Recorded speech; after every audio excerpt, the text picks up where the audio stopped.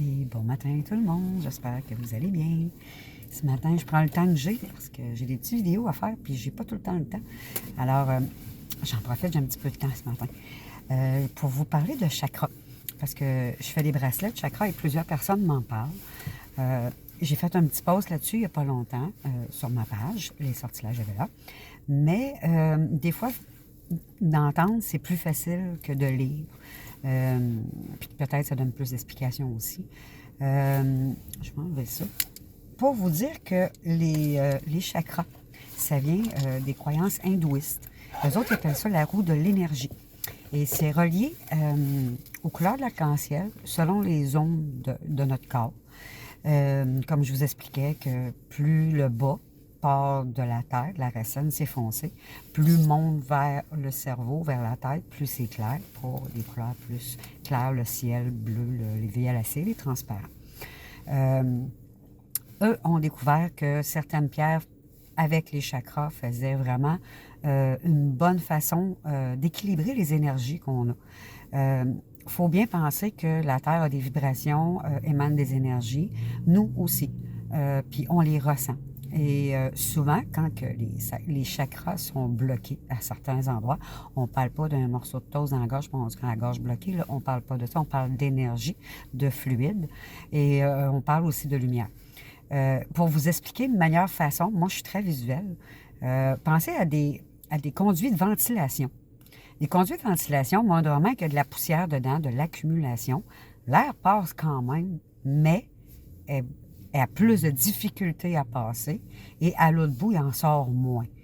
Ça fait forcer le système de ventilation et ça ne passe pas fluidement. Hein? On pense vraiment à l'air qui passe, puis que c'est très condensé, puis qu'il n'y a pas beaucoup de place à passer, puis ça a de la misère à passer. Bien, les chakras, dans notre cas, c'est la même chose. L'énergie, des fois, passe super bien, puis il y a des jours que ça passe moins bien parce qu'on a un chakra de bloqué, d'encombré par toutes sortes d'affaires du quotidien.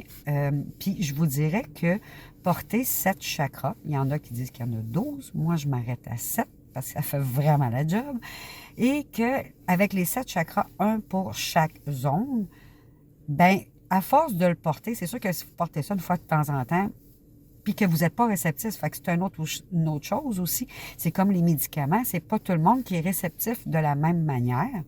Regardez juste les vaccins, il y en a que ça lui fait mal, il y en a que ça lui fait pas mal, il y en a qui ont développé des... On est tous différents et on ne réagit pas de la même manière aux médicaments, aux pierres ou à quoi que ce soit.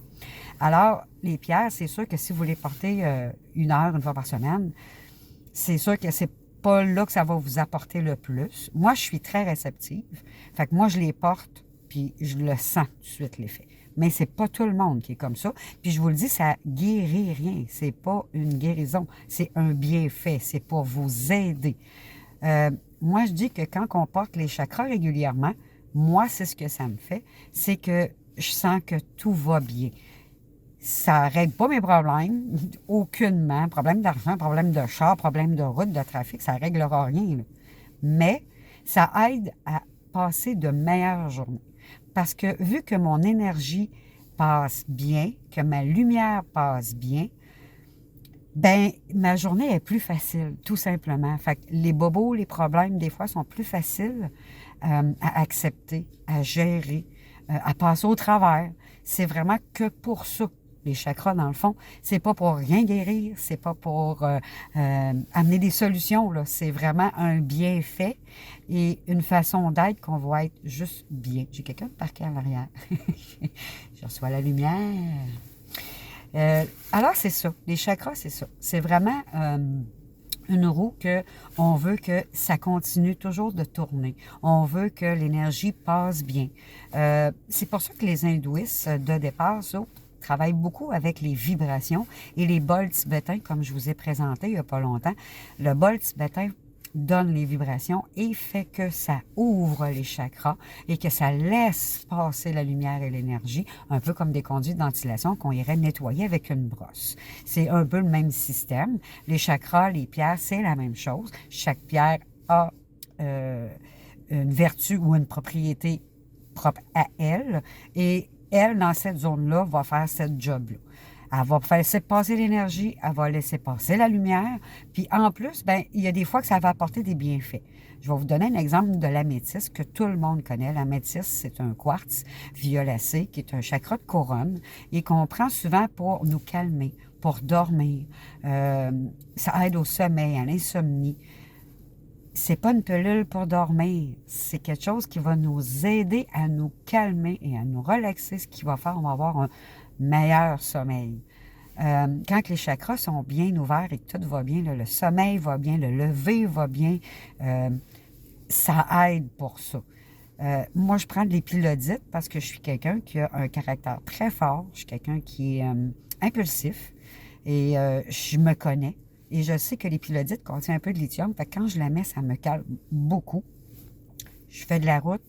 Des fois que j'ai de la rage au volant. Veux pas quand tu fais plus de 1000 km par semaine. À un moment donné, ça arrive. Là.